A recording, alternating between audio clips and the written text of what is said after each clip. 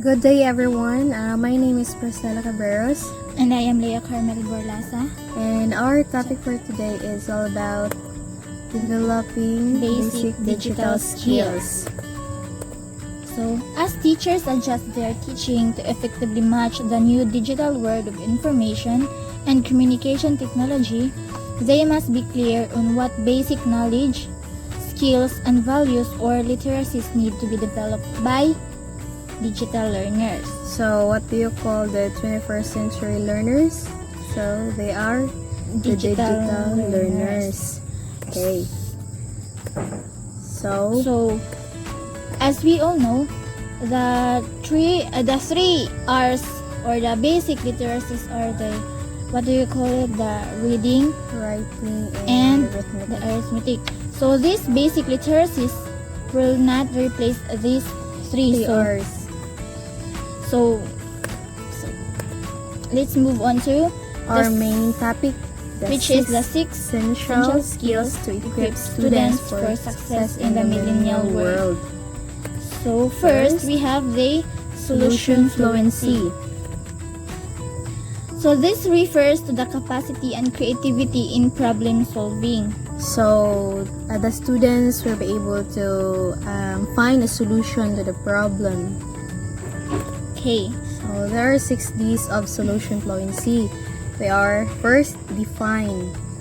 Define the problem because you need to know exactly what you are doing before you start. So, In order for us to provide a solution, first we must know the problem. the Or problem. define the problem. Second, Next, discover a solution because planning prevents wasted efforts.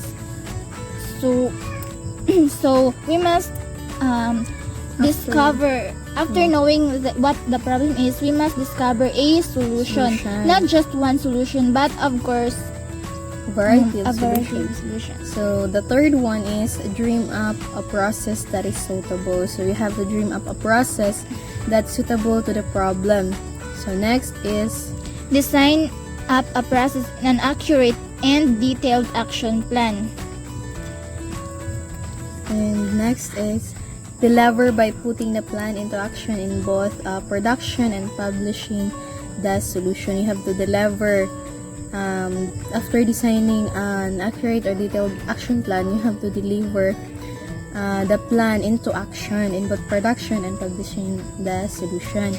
And lastly, we have to debrief about process and results. So we have to debrief if that solution of yours will suitable to the problem.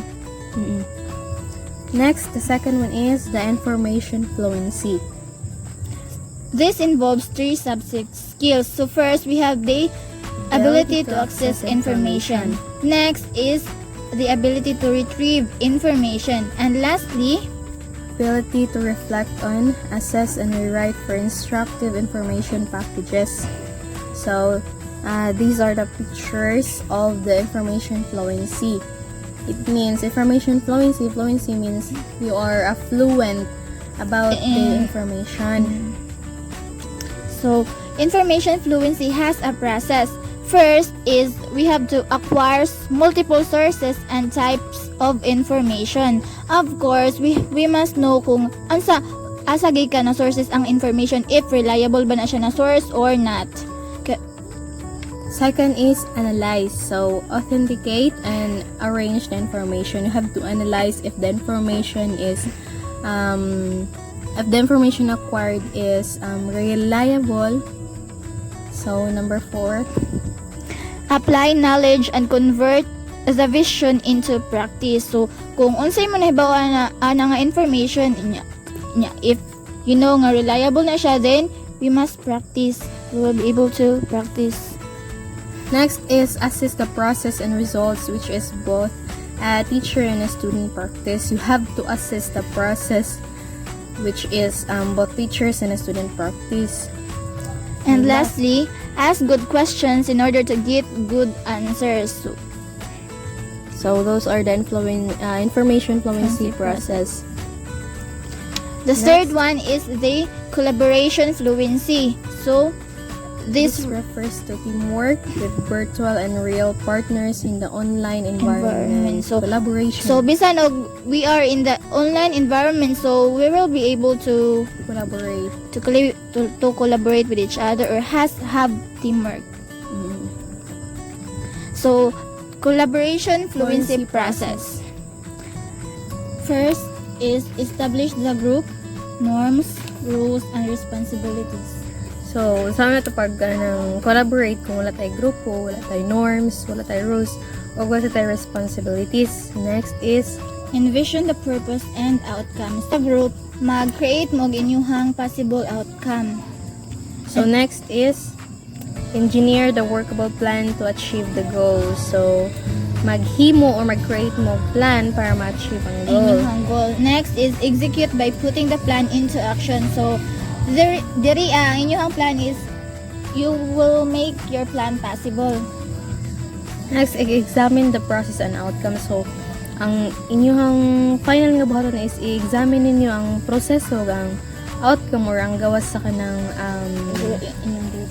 ni grupo nga activity. Next, we have the media fluency. So, media refer to the channels of mass communication. For example, the radio, the TV, magazine, advertising, graphic arts, or the digital sources. So, media fluency means being an effective consumer and producer of digital contents. Next is media fluency components. So, first, lesson. To the message.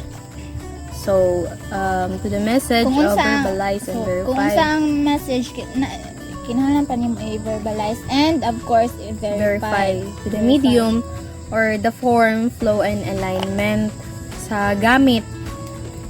Kinahanglan nimong i-paminaw ang form or ang flow or ang alignment sa message or message. sa media. Next is the leverage. Leverage the message or the content and the outcome. Kung unsay content ana nga message. Next is the medium or the audience ability and of course the criteria.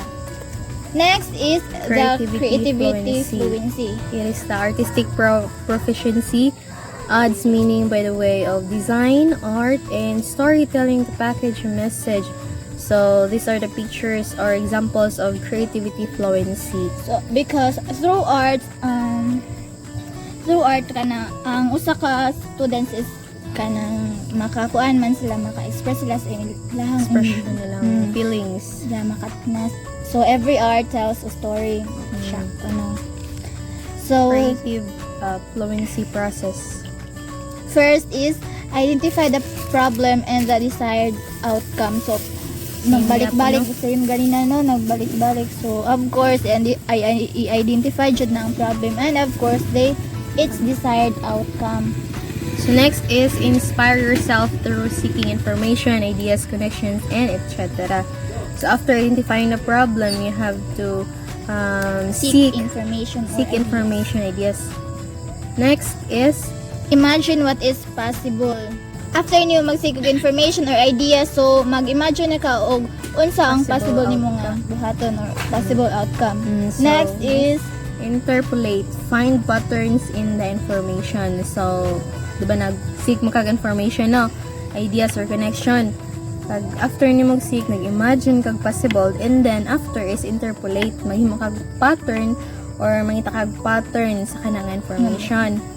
and last is inspect, evaluate, and assess the idea. So, imo sa kuan kung maayo ba ni siyang idea, maayo ba siya or dili. Last is digital ethics. So, the digital citizen is guided by principles of leadership, global responsibility, environmental awareness, global citizenship, and Personal accountability. so diri na musod ang ato ang ethics. So, what is HATS? So, of Hats. course, familiar man mo nino are higher order thinking skills. Yes. So, First gina sa remembering or recalling relevant knowledge from long-term memory. Atong i-recall kung sa may atong mga leksyon sa una. Next is understanding or making sense of what you have learned. So, of course, kung sa may imo na learn, So imo gid na siya sabton. Next is applying. Use the knowledge gained in new ways. After nimo sabot, imo tang i-apply ang knowledge na imong nakuha or na gain.